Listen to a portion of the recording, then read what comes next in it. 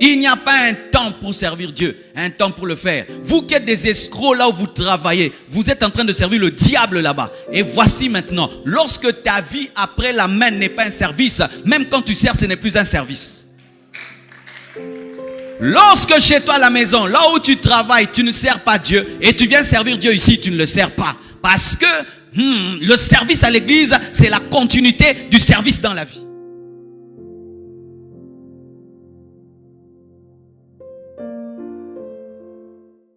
La pensée de Dieu est que tout notre temps lui soit consacré. La pensée de Dieu, c'est qu'il n'y a pas un temps pour le diable et un temps pour Dieu. Il n'y a pas un temps pour toi et un temps pour Dieu. Retenez ça. Dans la pensée de Dieu, il n'y a pas le temps du diable, il n'y a pas le temps de l'homme, il n'y a que le temps de Dieu. Et j'aimerais même vous dire une chose. Pour ce qui est de servir Dieu, nous entendons des gens dire « je sers Dieu à l'église ». Je sers Dieu à l'église. Ce n'est pas biblique. On ne sert pas Dieu à l'église. Amen. Hein? On sert Dieu tout le temps. Ainsi, un avocat doit dire « je sers Dieu en tant qu'avocat ». Je sers Dieu en tant que médecin. Je sers Dieu en tant que chauffeur. Je sers Dieu en tant qu'infirmier. Je sers Dieu en tant que pasteur. Car si dans notre pensée, nous pensons que lorsque nous arrivons à l'église et qu'on balaye, on torchonne, on filme, on fait quelque chose, c'est quand on sert seulement Dieu et quand on dit Amen, ce n'est pas l'œuvre de Dieu. Non, même quand tu prends soin de tes enfants, tu sers Dieu. Je sers Dieu en prenant soin de mon mari, en prenant soin de ma femme, en prenant soin de mes enfants. Quand je cause avec mes enfants et que je leur prodigue des conseils, je sers Dieu. Alléluia. Il n'y a pas un temps où on sert Dieu, où on ne le sert pas. Car même quand tu dors, tu sais que Dieu utilise ton esprit dans des guerres spirituelles. Alléluia. Oui, même quand tu dors, Dieu se sert même des prières que tu viens de faire avant de dormir. Il t'utilise. C'est pourquoi certains, dans le sommeil, ils ont des visions, ils sont dans des guerres et tout le reste. Frères et sœurs, il n'y a pas un temps pour servir le diable et un temps pour servir Dieu. Il n'y a pas un temps pour te servir toi-même et le temps pour servir Dieu. Même quand tu prends soin de toi, tu sers Dieu en prenant soin de ton corps parce que ton corps est le temple du Saint-Esprit. Je sers Dieu en prenant soin de moi parce que mon corps, c'est la machine de Dieu. Il n'y a pas un temps où on ne sert pas Dieu. Ne pensez pas qu'on va dire Amen et tu vas aller au travail. Là, tu ne sers pas Dieu. C'est pourquoi vous êtes saints à l'église et vous péchez au boulot. Vous êtes saints à l'église, vous péchez à l'école. Tu sers Dieu en étant le premier de la classe à l'école. Tu sers Dieu parce que tu es un modèle et ta vie prêche. C'est aussi servir Dieu. Je sers Dieu en tant qu'étudiant. Je sers Dieu en tant que sénateur, je sers Dieu en tant que député, je sers Dieu en tant que président de la République, je sers Dieu en tant que... On sert Dieu tout le temps. Sinon, nous servirons Dieu que pendant 2 heures du temps. Et les pasteurs seront les champions du service de Dieu. Ce n'est pas vrai. Mes temps sont dans tes mains. Quand même tu vends dans une boutique, tu sers Dieu par ta gentillesse, par ta manière d'être, tu peux convertir les gens. Nous voyons des chrétiens, dans le culte ils sont doux, mais là où ils travaillent, ils sont pleins de méchanceté, parce qu'ils pensent que l'œuvre de Dieu c'est l'église. Et vous savez mes frères et sœurs, Jésus-Christ n'a pas trop servi dans un temple. Le ministère de Jésus-Christ était dehors, c'est nous qui ramenons tout dans le temple. L'esprit des temples, ce n'est pas l'esprit chrétien tout d'abord mes frères. Ce sont les Romains qui aimaient les temples et les Grecs qui aimaient des temples. Mais Jésus a opéré dehors. Tu sers Dieu en saluant ton voisin. Tu sers Dieu en saluant ton voisin. Tu sers Dieu en saluant ton voisin. Dernièrement, mes travailleurs ont commis une erreur comme je suis en train de faire des constructions chez moi. Et il y avait une parcelle voisine de la mienne qui était comme abandonnée et prenait tous les déchets sans qu'on le sache la nuit. Ils jetaient chez le voisin et ils jetaient chez les voisins. Et je n'étais pas au courant. Et puis tout d'un coup, un de mes pasteurs m'appelle, il me dit « Pasteur, il y a un voisin de chez toi qui se plaint. Il dit que tous tes déchets sont chez lui. » J'ai dit « Quoi ?» Il m'envoie le numéro de téléphone. Et Dieu me dit « Tu l'appelles ?» Et je l'appelle « Bonjour messieurs, j'apprends qu'il y a telle et telle chose. »« Oh oui pasteur, tes travailleurs font ceci. » J'ai dit « 1000 excuses, tu me pardonnes. » À l'instant même, je les envoie chez toi tout enlevé. « Non, ne viens même pas, demain tu peux le faire. » J'ai dit « Non, je ne peux pas dormir sachant que j'ai dérangé mon voisin. Je vais t'envoyer mes travailleurs, ils vont tout enlever. » Je les ai gueulés, je les ai même menacés de les chasser. Pourquoi? Mon voisinage sert Dieu. Être un bon voisin, c'est aussi servir Dieu. Tu as un sale témoignage dans le quartier. Oh, je vais à l'église, je vais à l'église. C'est pourquoi tes voisins ne croient pas en ton Dieu.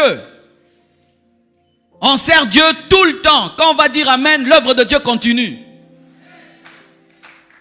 Mettons son dans tes mains. Et d'ailleurs, c'est là où tu travailles, là où tu vis que tu dois réellement servir Dieu. Parce que là, c'est moi qui prêche, tu es assis et tu dis seulement Amen. Mais quand on dit Amen, la fin du culte, l'œuvre de Dieu a commencé. Mais combien de gens sont blessants après le culte, mais pendant le culte, ils sont doux comme des anges. Combien même des serviteurs de Dieu sur la chair, l'œuvre de Dieu, quand il descend là-bas, il blesse sa femme, il blesse ses enfants, mais là, oh Dieu, tu descends là-bas, ta femme ne voit pas la douceur, ne voit pas l'amour et tes enfants ne voient pas. C'est pourquoi beaucoup de mamans pasteurs deviennent des incrédules et beaucoup d'enfants des pasteurs deviennent des incrédules. Parce que papa devient serviteur de Dieu qu'à la chair. À la maison, il tabasse, il insulte, il n'a aucune maîtrise de soi. Il n'y a pas un temps pour servir Dieu, un temps pour le faire. Vous qui êtes des escrocs là où vous travaillez, vous êtes en train de servir le diable là-bas. Et voici maintenant, lorsque ta vie après la main n'est pas un service, même quand tu sers, ce n'est plus un service. Lorsque chez toi à la maison, là où tu travailles, tu ne sers pas Dieu et tu viens servir Dieu ici, tu ne le sers pas. Parce que le service à l'église, c'est la continuité du service dans la vie. Imagine que tu es une vendeuse. Là où tu vends, tu insultes les clients et un jour, un de tes clients vient à la compassion. C'est toi qui es en train de chanter Alléluia. Est-ce qu'il serait édifié? Là où tu étudies, tu es un grand tricheur. Tu viens ici, tu es le prédicateur. Ça va édifier? Là où tu travailles, tu es le plus grand voleur du boulot. Et ici, tu es un enseignant de la parole. De la parole. La parole. C'est ça le problème du Congo. C'est ça le problème du Congo. Le problème du Congo, c'est que les gens ici sont des saints, mais dans leur véritable vie, servent le diable. Parce qu'ils pensent que servir Dieu, c'est à l'église. Toi, tu fais quoi? Moi, je sers Dieu à l'église. Toi, tu ne sers pas Dieu. Pourquoi tu ne fais rien à l'église? Non, je peux être à l'église, je ne fais rien, mais je fais quelque chose pour Dieu. Frères et sœurs, ne vous y trompez pas. Tu peux être à l'église, tu n'as aucun département, mais tu es dans un département. Le département de l'amour, le département de l'amour, le département de l'amour. Oui, il y a des gens dans l'église qui ne font rien entre guillemets, mais qui font quelque chose pour Dieu, parce que lui, quand il vient, il amène 10 personnes dans son bus. C'est le département d'évangélisation. C'est le département d'évangélisation. Quelqu'un qui chaque dimanche amène 10 personnes, vous allez dire qu'il ne sert pas Dieu parce qu'il n'est pas dans un département. Que personne ne te complexe par ces titres dans l'église. Nous connaîtrons les vrais serviteurs de Dieu au ciel. Au ciel, c'est là que nous connaîtrons les vrais serviteurs de Dieu. Et ne vous y trompez pas par vos responsabilités à l'église, croyant que c'est ça servir Dieu. Alléluia. Ne pensez pas. Est-ce que je peux parler?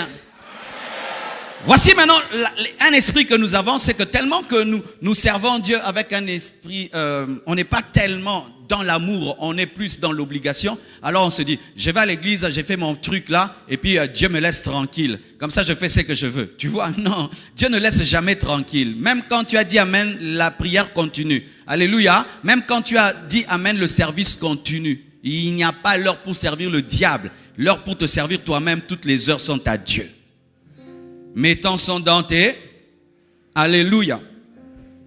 C'est pourquoi Paul se permet de dire dans 1 Thessaloniciens 5, verset 17, priez sans cesse. Priez sans cesse. Comment je peux prier sans cesse? En soi, la pensée de Paul, c'était soyez tout le temps consacrés.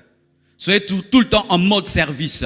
Priez sans cesse. Soyez tout le temps des serviteurs de Dieu. Priez sans cesse. Alléluia. Priez sans cesse. Après le culte, continue à prier. Alléluia. Dans ton cœur et par ta vie. Dans ton cœur et par ta vie. Dans ton cœur et par ta vie. La prière ne s'arrête jamais. Parce que ma vie aussi est une prière.